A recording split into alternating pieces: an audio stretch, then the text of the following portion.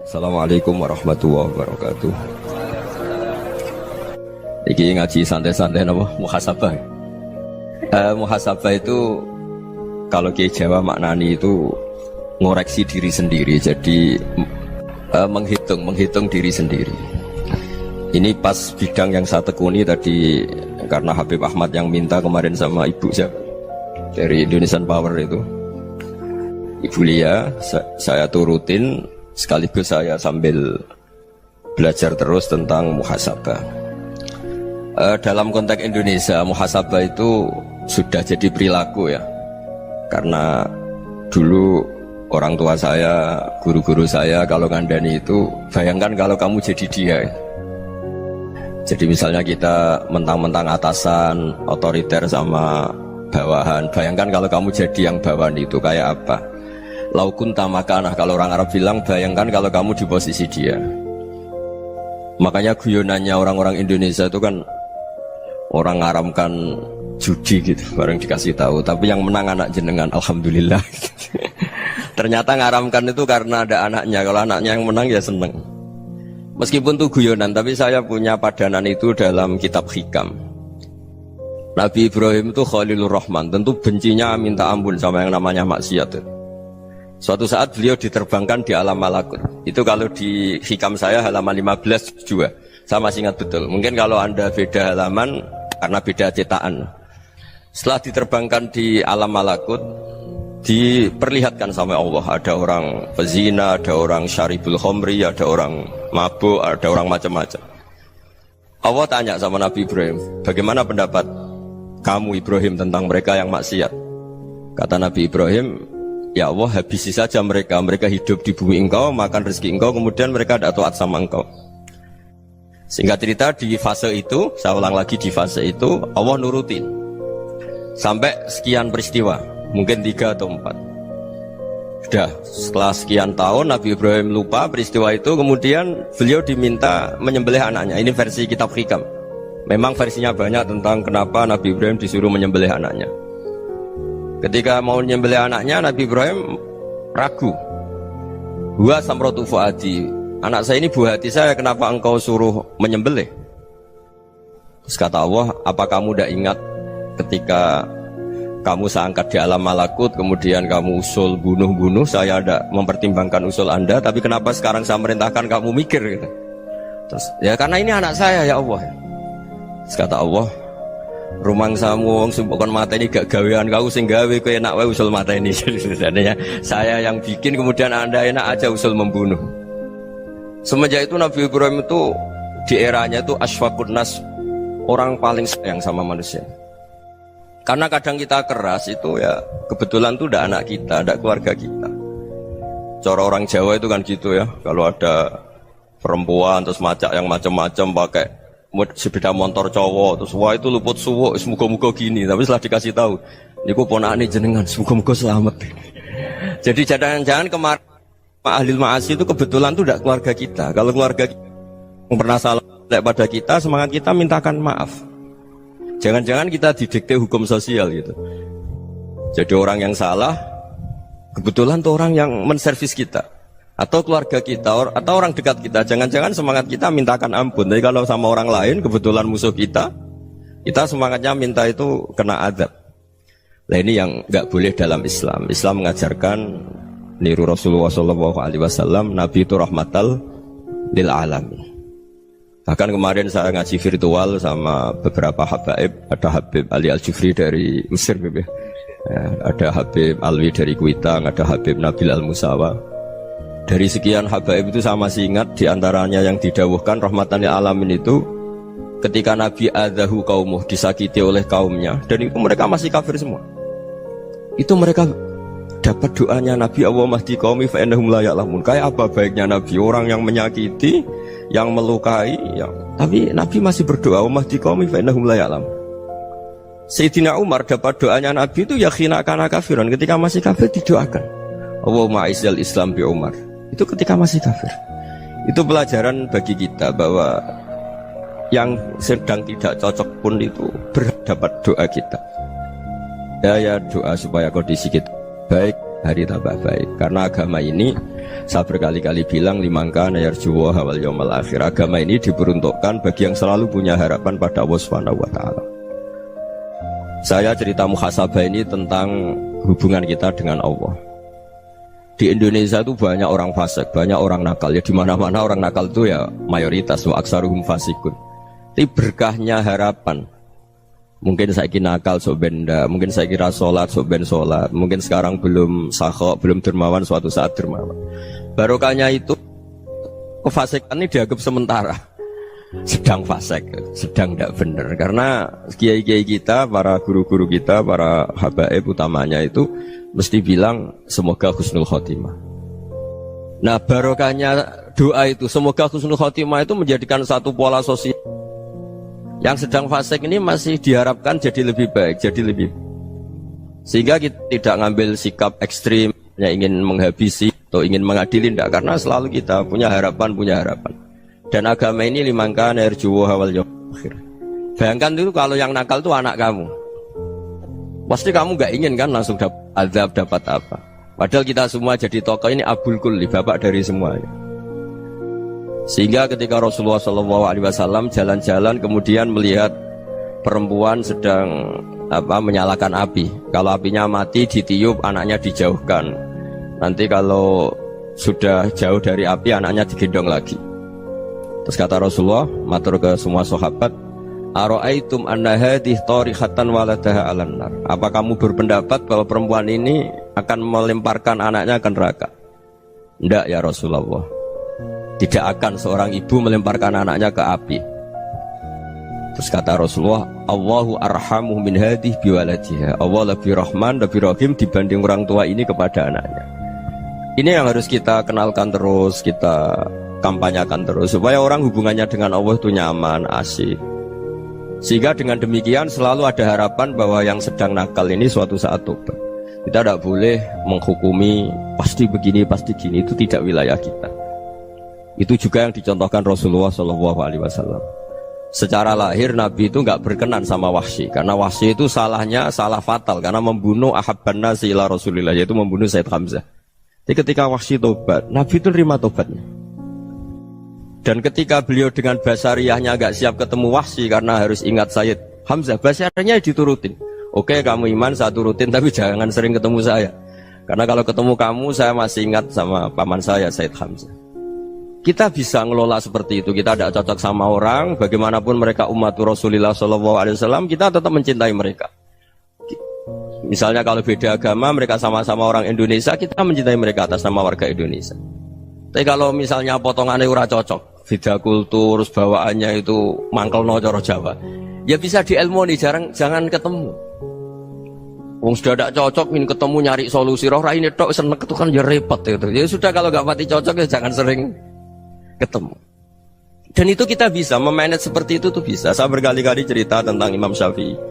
Kalau dikasih tahu ya Imam Abu Abdillah, panggilannya Imam Syafi'i, tetangga anda ini ternyata banyak yang nggak senang anda. Jawabnya beliau senang. Ya bagus kalau nggak senang saya, ndak utang saya katanya. Jadi gara-gara saman seneng aku ngatur aku ini kan. Dan mungkin saman rasa seneng kan ya enak. Jadi hidup itu dianggap happy. Kalau seneng ya teman silaturahim, kalau nggak seneng ya nggak bakal utang gitu. Baru kayak rasa seneng itu nggak ganggu. Gitu. Jadi dulu itu orang bisa ngelola seneng tidak seneng itu bisa. Karena ada kearifan hubungan dengan Allah Subhanahu wa taala. Hidupnya selesai karena masyghul bi dzikrillah, mereka sibuk dengan Allah. Makanya kata ulama-ulama tasawuf, kamu jangan melihat manusia perilakunya, tapi kamu juga harus ingat yang gerakkan semua itu Allah Subhanahu wa taala. Dengan demikian kita farah, kita senang. Makanya Nabi kalau ngutus Anas bin Malik kemudian nggak kesampaian yang diinginkan karena Anas main. Ketika garwa-garwani Nabi agak tersinggung, Nabi andaikan Allah menghendaki yang saya inginkan kesampaian, pasti itu kesampaian. Jadi dianggap kegagalan Anas gak manggil yang dituju Nabi itu ya kersane Allah, ya enteng saja. Sayyidina Ali lebih parah lagi yang dialamin. Itu dalam beliau kalau dipanggil itu gak cepet-cepet ke sana. Ketika ditanya, kenapa kamu tak panggil gak cepet ke saya? Amin tu ukubatak, karena aku tahu engkau orang baik. Orang baik itu pemaaf. Jadi makanya orang-orang soleh dulu itu bodoni itu. Makanya sekarang kalau ada orang bodoni itu mesti beda orang soleh. Kalau orang-orang soleh itu kakean husnudzon lagi sering dibodonin. Abdullah bin Umar itu masyhur itu. Kalau ada budaknya sering sholat, sergap sholat itu dimerdekakan. Akhirnya nggak sholat pun pura-pura sholat. Akhirnya juga dimerdekakan. Ketika ditanya, kenapa engkau merdekakan? Padahal mereka sholatnya menipu engkau, kata pembisik-pembisik itu. Man khoda'ana lillah in khoda'na lah. Dia nipu atas nama Allah, berarti saat tertipu juga atas nama Allah. Gak masalah dong, semuanya demi Allah Subhanahu wa ta'ala. Jadi ketika kita ketemu mensifati Allah Ta'ala itu ghafir, Allah pemaaf. Jangan kamu gak fair untuk diri kamu nyifati Allah ghafir, pada orang lain Allah kamu sifati syadidul iqab. Jadi Allah kamu atur, kayak MC tadi ngatur saya. Jadi Allah itu apa? Kalau pada saya ghafir, kalau pada musuh saya syadidul iqab. Itu tidak fair. Kalau Anda punya harapan kepada Allah karena Allah Rahman Rahim, Allah ghafir, sebenarnya Allah pada musuh kita ya bisa saja Allah ghafir, bisa saja Allah Rahman Rahim. Sehingga kita melihat orang lain yang kita tidak cocok itu ya enteng saja. Itu min ummati Rasulillah sing tanaluhu syafa'atu, tanaluhu sa'atu rahmati, tanaluhu fair. Jangan dengan kita kayak mesti dapat rahmat. Jangan orang lain kayak Allah pasti syadidul iqab. Itu tidak boleh. Sehingga ketika ada orang Badui, singkat cerita orang Badui ini kencing di masjid, semua sahabat membentak dia. Yang nggak bentak hanya Nabi tok. Saking mangkelnya orang ini karena semua sahabat bentak kecuali Nabi. Setelah dibenarin Nabi, terus Nabi nyuruh sobu ali dhanuban min ma'in. Setelah disucikan masjid itu, dia berdoa keras sekali. Allahumma arhamni wa Muhammadan wa la tarham ma'ana ahadan. Ya Allah, yang berhak dapat rahmatmu hanya saya dan Nabi Muhammad, yang lainnya jangan gitu. Karena yang lainnya itu jengkelin, gitu aja saya salah dimarah-marahin gitu. Jadi kalau kamu doa terbatas ya kayak orang Bedui ini, kayak orang Arabi. Apa kata Nabi? Laqad tahajjarta wasi'an. Allah yang rahmatnya luas menjadi kamu sempitkan karena kamu mau atur Allah hanya Rahman pada Indonesian Power, pada NU, pada kita yang orang lain nggak perlu dapat. Itu kan kasihan Islam karena Islam terus nggak dimiliki semua orang. Allah nggak dimiliki semua orang, Rasulullah nggak dimiliki semua orang karena dipek NU, dipek ormas tertentu, dipek nggak boleh seperti itu. Nggak boleh takhasyar tawasian kata Nabi, nggak boleh mempersempit zat yang rahmatnya itu luas. Ini semoga etika ini kita pakai di Indonesia. Yang sedang fase kita harapkan lebih baik. Yang sedang nggak dapat hidayah kita doakan dapat apa? Hidayah. Masyhur kan, makanya tadi saya mohon sama Habib Ali supaya Habib Ahmad supaya tetap mahalul qiyam, tabaruk sama Habib Ali. Di antara doa-doa di Simtud Duror masyhur itu antuqa bilal mudhniba minnah bil ghufran wal musi'a bil ihsan. Jadi harapannya para habaib, para orang-orang baik dulu ya, semoga yang dosa itu dimaafkan, yang sedang salah dibuka, bikin lebih baik. Nabi itu tugasnya juga gitu. Wastaghfir li dzambika walil mu'minina wal mu'minat. Nabi itu tugasnya juga memintakan ampun yang sedang salah. Nah ini cobalah jadi etika kita, muhasabah kita. Jadi muhasabah itu cara berpikir kita set, kita pikir ulang. Ternyata semangatnya seorang Nabi itu wastaghfir li dzambika walil mu'minun. Semangatnya itu memintakan ampun. Orang ahli tafsir tahu semua kalau Nabi itu tidak mungkin dosa. Jadi itu khitabun Nabi wa urida bihi ummatu, itu khitab Nabi tapi yang dimaksud itu umatnya, karena Nabi tidak akan mengalami dzambun, tidak akan mengalami dosa. Sekarang enggak, kadang-kadang kita ini kalau orang lain salah itu semangat. Kalau di perusahaan ada teman salah, apalagi pimpinan salah itu seneng, barokahnya salah bisa ganti kan gitu. Ya, jadi kalau mungkin di dunia tokoh juga gitu, barokahnya ada tokoh salah, kita yang jadi populer sendiri, tidak boleh seperti itu. Kita harus salimus sodri di jami'il muslimin. Jadi ini harus dilatih. Saya tadi matur sama Habib Ahmad, latihan kita jadi hidup. Nabi itu kalau resep jadi wali itu kata Nabi gampang. Kata Nabi, kalau kamu ingin disenangin Allah, ya sudah. Kalau kamu asbahta wa amseta gini-gini, perasaan kamu kata Nabi, jangan punya perasaan ghil sama orang muslimin. Itu sudah wadzalika min sunnati. Makanya Nabi ngendikan la yablughni ahadun an ahadin syai'an. Ada yang baca la yuballighni ahadun an ahadin syai'an. Seseorang jangan melaporkan ke saya tentang salahnya yang lain. Fa inni akhruju ilaikum wa ana salimus sadri. Karena saya ingin ketemu sampean semua dalam keadaan salimus sadri, tidak punya perasaan apa-apa. Karena kalau nurutin pembisik, nurutin informasi itu ya repot, karena orang pasti sepihak. Ada kiai yang top datang ke kampung-kampung ning desa-desa, kata yang seneng itu punya akhlak. Wah itu bagus orang besar datang ke kampung-kampung. Kata yang nggak seneng, Oh itu jobnya kayak kecil kok diambil, itu kan ya kasihan itu kan sudut pandang. Makanya saya sering bilang akal kita ini cukup untuk mentasdik Rasulullah SAW. Meskipun perasaan kita kadang orang Jawa itu beda. Saya berkali-kali bilang sama peneliti dari Jogja, kenapa sih Gus para nabi itu kok poligami istrinya banyak? Nabi Dawud katanya itu berapa? Nabi Sulaiman malah jumlahnya agak terbatas ini. Nabi Muhammad itu paling sedikit. Saya tanya gini, perempuan itu orang lemah, jadi kalau nolong orang satu gimana baik, kalau nolong orang dua ya lebih baik, ya sudah kira-kira seperti itu. Paling tidak akal kita masih tahu kalau orang baik itu kan mesti baik, nolong orang satu baik, nolong orang dua ya lebih baik, nolong orang tiga lebih baik. Tapi kalau kamu orang nggak baik, satu saja kamu terlantarin, kamu miskinkan, kamu ya tinggal diukur kan. Kalau orang baik nambah baik, tapi kalau orang buruk tambah buruk. Nah itu akal kita bisa menganalisis kenapa sih nikah itu ada yang poligami, ada yang enggak. Sudah ukur saja diri kamu. Misalnya kayak saya elek keriting, rabi terus, memperbanyak wong elek, orang perilaku netok, raine dadi elek kabeh. Tapi nak kowe ku ganteng, alim, ganteng, sugih, anake ganteng-ganteng, berhubung kowe saleh ahli swarga kabeh, mertua yo bangga karena karir kamu meyakinkan. Ini mertua kamu aja gak bangga mau nambah.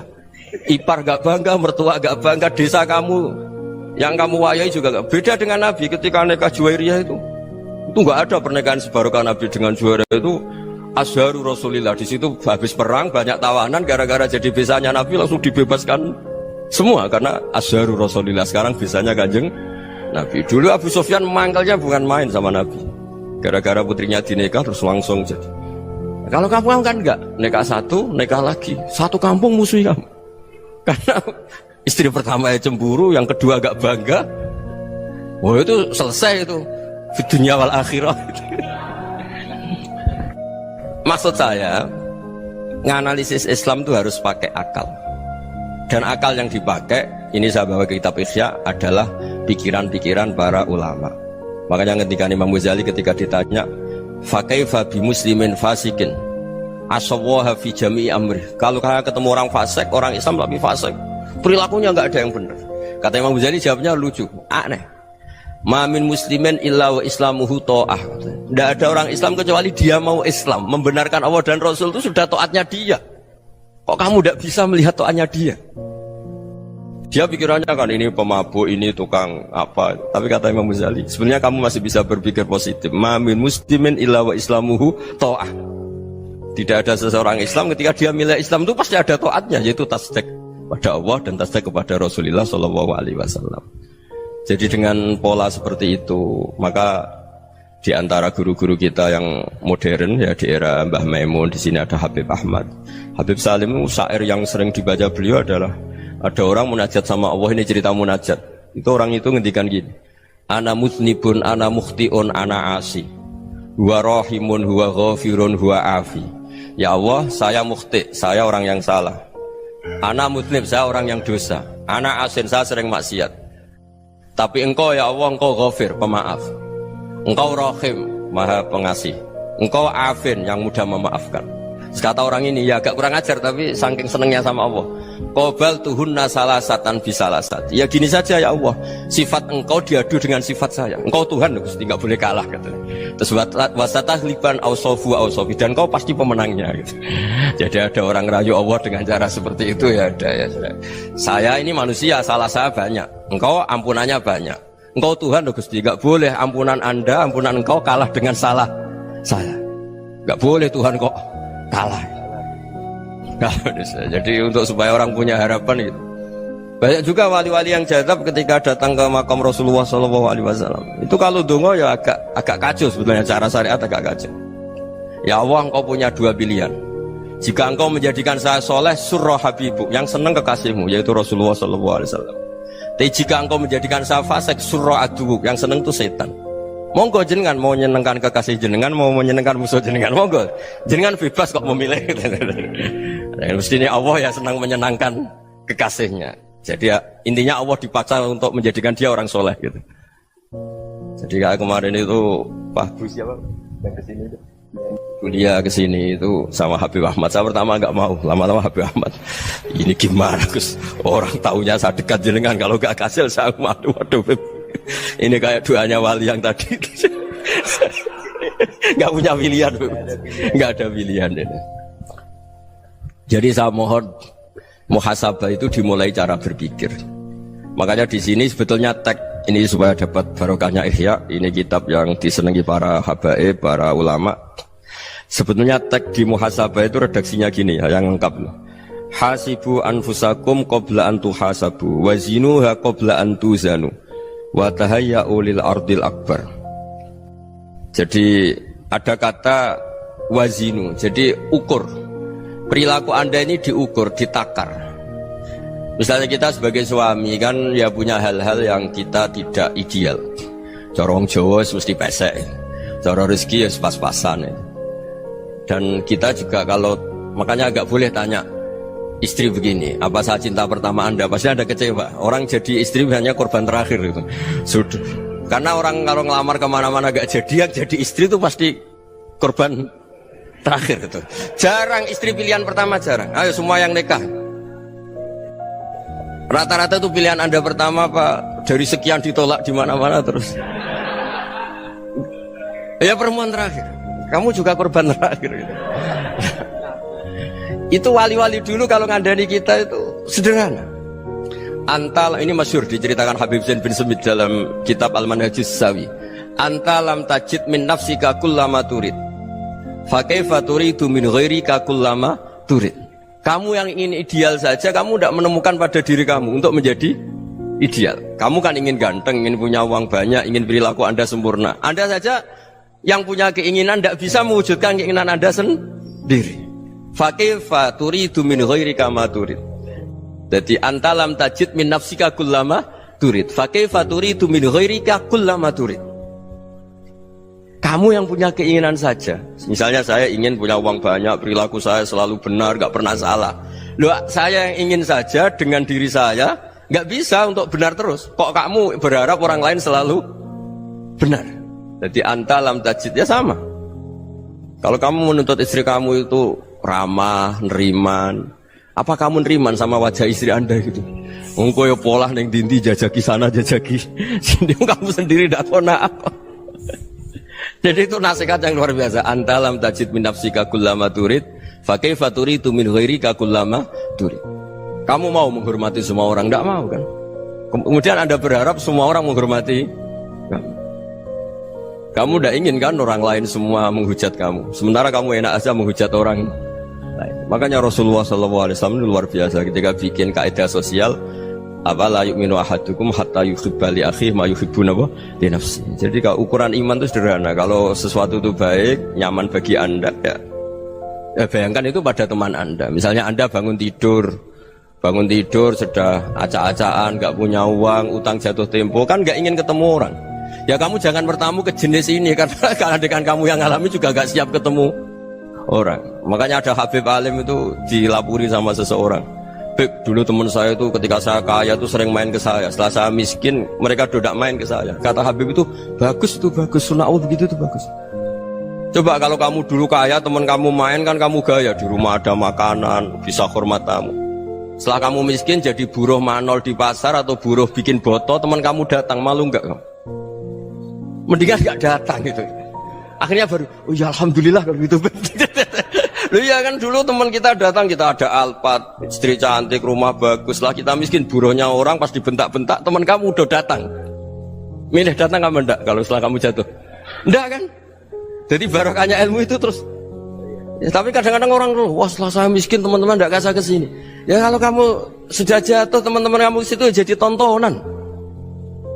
Ya mulai sekarang cara berpikir itu dirubah. Dulu yang namanya kiai itu kalau diundang orang itu ya agak-agak senang. Semenjak saya itu agak rubah. Mengundang kiai, ngatur kiai itu tak haram-haramkan ya ada lumayan lah sekarang itu sudah mulai agak beretika. Dulu itu ngundang tuh tanggalnya ditentukan, jamnya ditentukan. Enggak mikir apa kiai saat itu nganggur, enggak. Punya wadifah, enggak. Dia milih tanggal yang dia nganggur, enggak mikir pas itu kiainya nganggur apa. Enggak. Ya saya hanya cerita aja, kamu tersinggung ya monggo, boten ya monggo itu kan. Jadi saya mohonlah supaya tadi saya juga matur ke Habib Ahmad. Jadi untuk orang merasa ikut sunnah Rasul itu gampang sekali kata Sayyid Muhammad. Dulu Nabi berpakaian ala daerahnya. Kalau mikot ya pakai mikotu baladi. Karena Nabi orang Madinah dan beliau berdomisili di Madinah, ya misalnya mikotnya dari Bir Ali misalnya. Tapi kalau anda orang kawasan Tanim mau umroh ya dari Tanim. Misalnya kawasan Jirona ya dari Jirona. Artinya apa? Kamu ngambil mikot karena Nabi mikot misalnya dari Bir Ali, bukan berarti kamu harus seperti Nabi di Bir Ali. Kamu orang Mekah, misalnya kamu orang Tanim, orang ya harus dari mikotu apa? Baladi. Sama, makanya di fikih-fikih itu kalau tahnik anak, Nabi orang Arab, halawiyatnya kurma ya kurma. Kalau orang Jawa sedegan, semua bodoh-bodoh.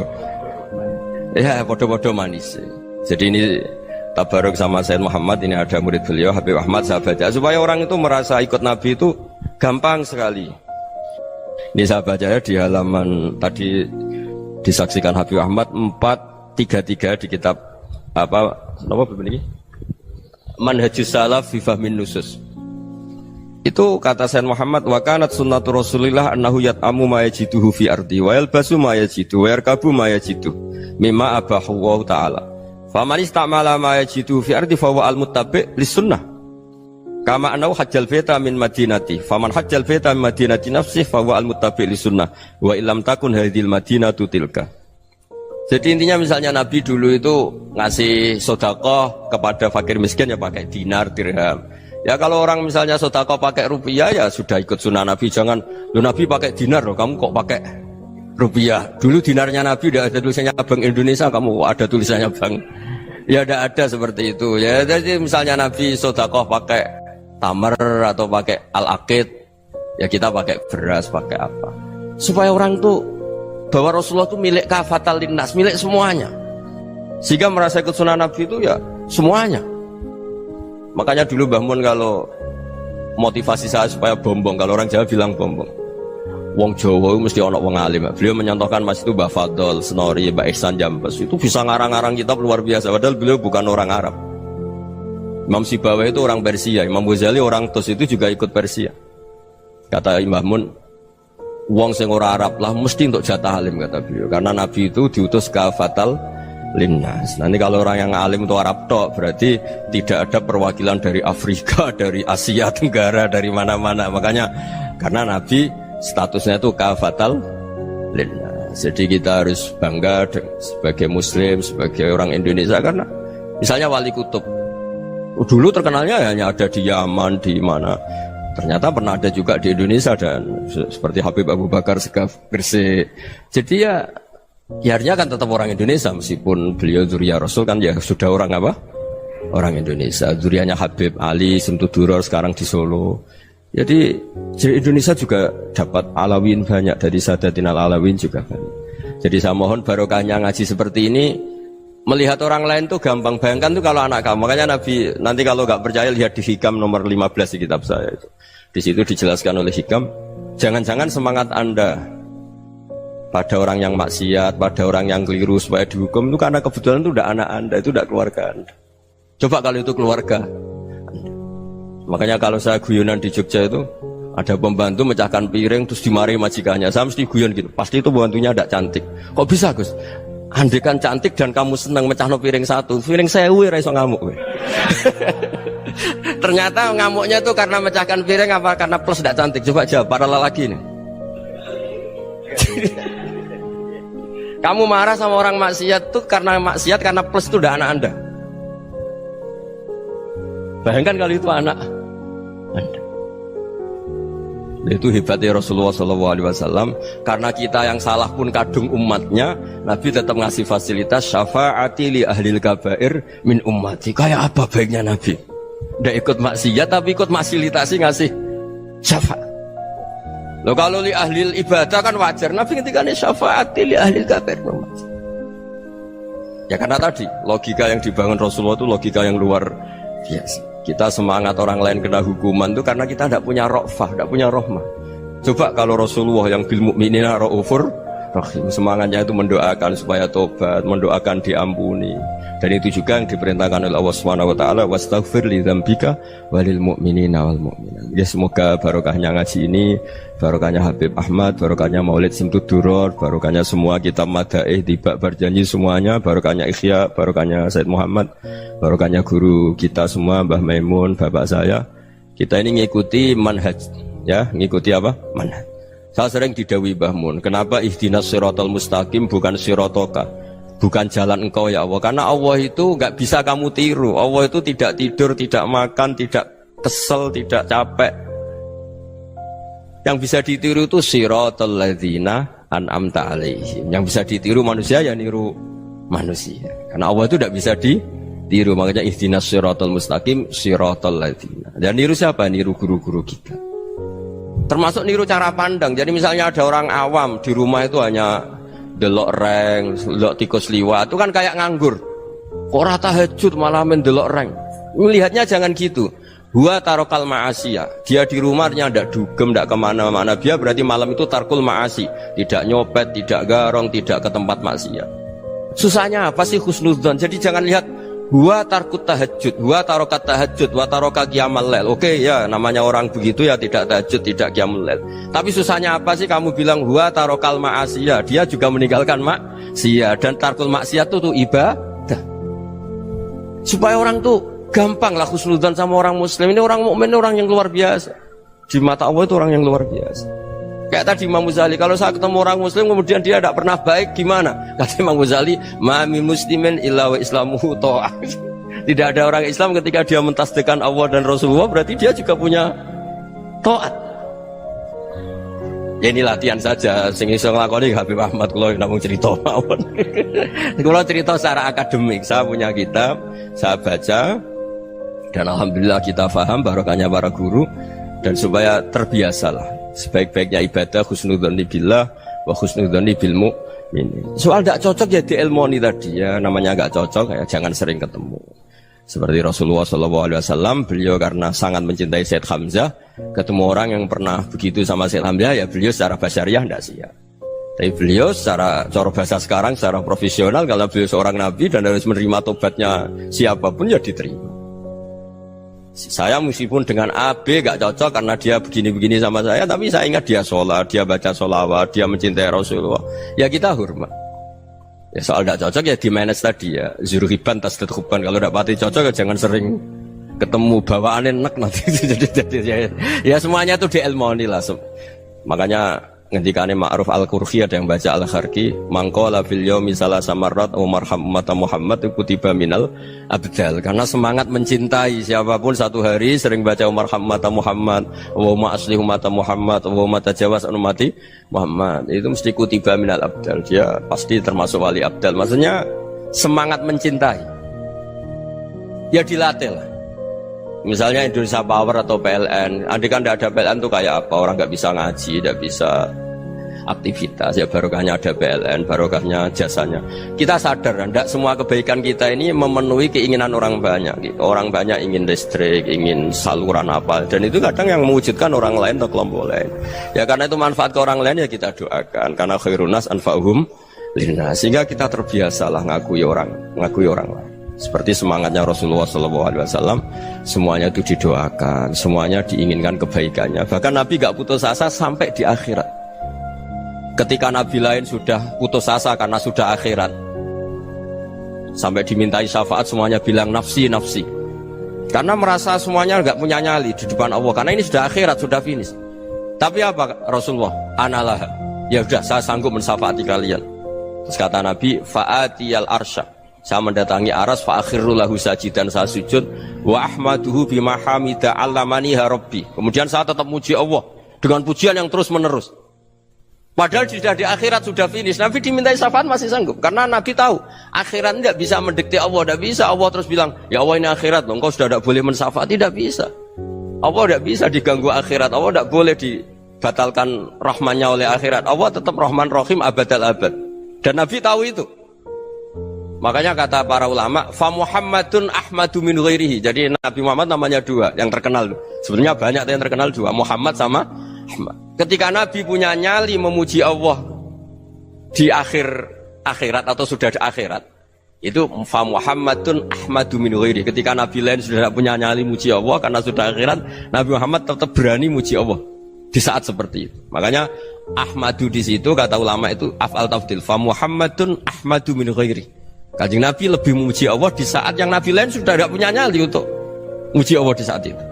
Makanya kata Nabi fa akhiru lahu sajidan wa ahmaduhu bi mahamida 'allamaniha rabbi. Akhirnya setelah lama gitu terus Allah ngendikan ya Muhammad irfa' ra'sak wasal tu'tah wasfa' tusyaffa. Sudah Muhammad, angkat kepala kamu minta apa saya turutin, dan kalau kamu ingin mensyafaati umatmu saya beri hak napa?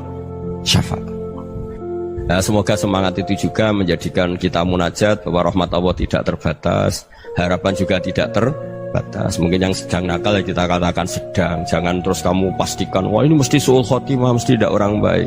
Ndak, agama ini liman kana yarjuwa wal yaumal akhir, selalu bagi yang punya harapan. Ya, mugi-mugi dapat barokah semua. Mantu dengan kata wassalamualaikum warahmatullahi wabarakatuh.